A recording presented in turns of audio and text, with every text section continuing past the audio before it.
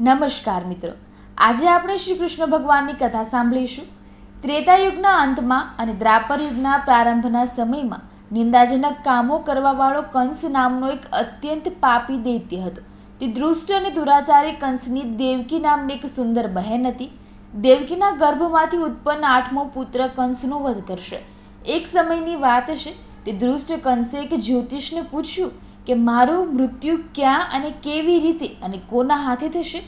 જ્યોતિષે કહ્યું કે હે દાનવોમાં શ્રેષ્ઠ કંસ, વાસુદેવની પત્ની દેવકી, જે તમારી બહેન પણ છે, તેના જ ગર્ભમાંથી ઉત્પન્ન થનારા તેનો 8મો પુત્ર, જે શત્રુઓને પરાજિત કરીને આ સંસારમાં કૃષ્ણ બનીને પ્રખ્યાત થશે, તે જ એક દિવસે સૂર્યોદયના સમયે તારો વધ કરશે.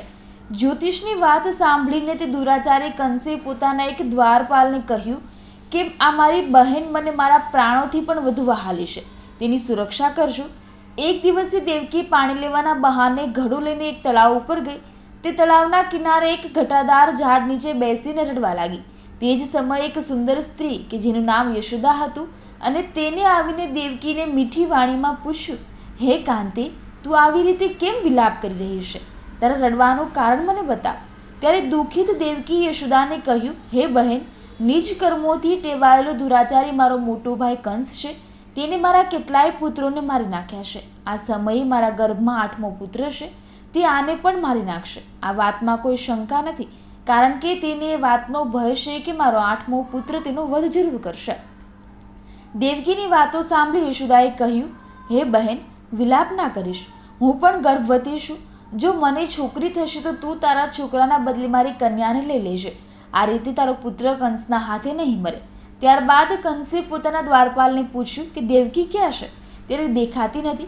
ત્યારે દ્વારપાલે કહ્યું, મહારાજ, તમારી બહેન તળાવ ઉપર પાણી ભરવા ગઈ છે. ત્યારે કંસે ગુસ્સામાં દ્વારપાલને વઢીને તેને પણ દેવકી પાછળ મોકલ્યું. દ્વારપાલે દેવકીને પૂછ્યું કે તમે અહીં કેમ આવ્યા છો? દેવકીએ કહ્યું કે મારા ઘરમાં પાણી નહોતું, તેથી હું પાણી લેવા અહીં આવી છું. આટલું કહીને તે પોતાના ઘર તરફ ચાલી નીકળી. કંસે દ્વારપાલને કહ્યું કે આ ઘરમાં મારા બહેનની તમે પૂરી રક્ષા કરો. હવે તો દેવકીનો 8મો પુત્ર આવવાનો હતો, તેથી તેને વધુ બીક લાગવા માંડી. તેણે ઘરની અંદરના દરવાજાઓ પર મોટા તાળા લગાવી દીધા અને દરવાજાની બહાર દૈત્યો અને રાક્ષસોને ચોકીદારી કરવા ઊભા કરી દીધા. કંસ દરેક રીતે પોતાના પ્રાણોની રક્ષા કરવાનો પ્રયત્ન કરી રહ્યો હતો. એક સમયે સિંહ રાશિના સૂર્યમાં આકાશ મંડળમાં જળધારી વાદળોએ પોતાનું પ્રભુત્વ સ્થાપી દીધું. ભાદરવા માસની કૃષ્ણ પક્ષની આઠમે ઘનઘોર અડધી રાત હતી. તે સમયે ચંદ્ર પણ વૃષ રાશિમાં હતો. રોહિણી નક્ષત્ર બુધવારના દિવસે દેવકીના 8મા પુત્ર શ્રી કૃષ્ણનો જન્મ થયો અને તેમના પ્રભાવથી જ તે જ સમયે જેલના દરવાજા તેની જાતે જ ખુલી ગયા. દરવાજા ઉપર ઊભેલા ચોકીદાર રાક્ષસો બધા મૂર્છિત થઈ ગયા.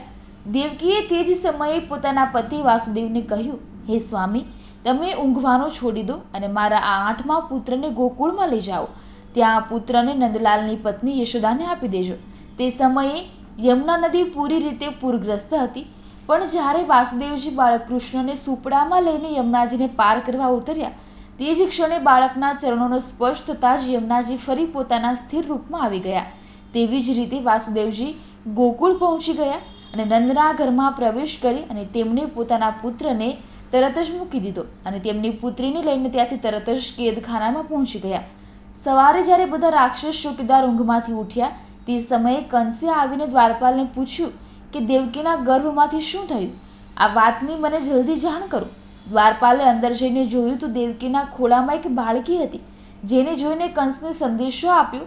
કંસને તો તે બાળકીથી પણ ભય લાગતો હતો. આથી તે સ્વયં તે જેલમાં ગયો અને દેવકીના ખોળામાંથી બાળકીને છીનવી અને તેને એક પથ્થર ઉપર પછાડી, પરંતુ તે કન્યા વિષ્ણુની માયાથી આકાશ તરફ ચાલી ગઈ અને અંતરિક્ષમાં જઈને એક વીજળી બની ગઈ અને કંસને બોલી, હે દુષ્ટ, તને મારવા વાળો તો ગોકુળમાં નંદના ઘરે જન્મી ચૂક્યો છે અને તારું મૃત્યુ તેનાથી નિશ્ચિત છે. હું તો વિષ્ણુની માયાથી ઉત્પન્ન થયેલી વૈષ્ણવી છું. આટલું કહીને તે સ્વર્ગમાં ચાલી ગઈ. કંસ આકાશવાણી સાંભળી અને ક્રોધિત થઈ ગયો. તેને નંદજીના ઘરે પૂતના રાક્ષસીને કૃષ્ણનો વધ કરવા માટે મોકલ્યો. પરંતુ જ્યારે તે રાક્ષસી કૃષ્ણને સ્તનપાન કરાવવા લાગી, ત્યારે કૃષ્ણએ તેને સ્તન વડે રાક્ષસીના પ્રાણ ખેંચી લીધા અને તે રાક્ષસી કૃષ્ણ કૃષ્ણ કરીને મરી ગઈ. કંસને જ્યારે પૂતનાના મૃત્યુના સમાચાર મળ્યા, ત્યારે તેને કૃષ્ણનો વધ કરવા મશકેશી નામના દૈત્યને ઘોડાના રૂપમાં મોકલ્યો. ત્યાર પછી અરિષ્ટ નામના દૈત્યને બળદના રૂપે મોકલ્યો, પણ આ બંને પણ કૃષ્ણના હાથે મૃત્યુ પામ્યા. ત્યાર પછી કંસે કાલ્યાખ્ય નામના દૈત્યને કાગડાના રૂપમાં મોકલ્યો, પણ તે માર્યો ગયો. હવે કંસ ગભરાઈ ગયું. તેમણે નંદલાલને બોલાવ્યા અને કહ્યું કે તમને તમારો જીવ વહાલો હોય તો પારિજાતના ફૂલ લઈ આવો, અને નહીં લાવો તો તમારો વધ નક્કી છે. કંસની વાત સાંભળી નંદે આવું જ કરીશ કહીને તે પોતાના ઘરે પાછા આવ્યા અને આવીને બધી વાત યશોદાને કરી, જેને કૃષ્ણ પણ સાંભળી રહ્યા હતા. એક દિવસે કૃષ્ણ પોતાના મિત્રો સાથે યમુના નદીના કિનારે બોલ રમી રહ્યા હતા. ત્યારે તેમણે જાણી જોઈને દડાને પાણીમાં નાખી દીધો. તેમનો મુખ્ય ઉદ્દેશ તો પારિજાત લાવવાનો હતો. છેલ્લે તે કદમના ઝાડ ઉપર ચડીને યમુના નદીમાં કૂદી પડ્યા. જ્યારે યશોદાને આ વાતની ખબર પડી ત્યારે તે દોડીને યમુના તટે પહોંચી આવી અને તેમણે યમુના નદીને પ્રાર્થના કરીને કહ્યું, હે યમુના, જો મારા બાળકને જોઈશ તો ભાદરવાની આઠમનું વ્રત જરૂર કરીશ. હજારો અશ્વમેધ યજ્ઞ, રાજસૂય યજ્ઞ, દાન, તીર્થ અને વ્રત કરવાથી જે ફળની પ્રાપ્તિ થાય છે તે બધા કૃષ્ણ જન્માષ્ટમી કરવાથી થાય છે. કૃષ્ણએ પાતાળમાં જઈને નાગપત્નીને કહ્યું, તમે અહીં શું કરી રહ્યા છો? ક્યાંથી આવ્યા છો અને અહીં આવવાનું કારણ શું છે? શું તે ધ્રુત ક્રીડા રમી રહ્યા છે જેમાં તારું બધું ધન હારી ગયો છે? જો એમ હોય તો આ મુકુટ અને મોતિયાનો હાર લઈ જા, કારણ કે જો આ સમયે મારા પતિ જાગી જશે તો તને મારી નાખશે.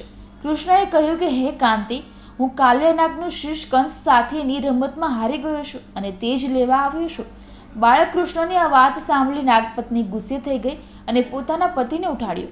પોતાની પત્નીનો અવાજ સાંભળી કાલ્યનાગ જાગી ગયું અને બાળક કૃષ્ણ સાથે યુદ્ધ કરવા લાગ્યો. આ યુદ્ધમાં કૃષ્ણે કાલ્યનાગને પરાજિત કરી દીધો. હવે કાલ્યનાગ સારી રીતે ઓળખી ગયો કે હું જેની સાથે યુદ્ધ કરું છું તે વિષ્ણુ અવતાર ભગવાન કૃષ્ણ જ છે.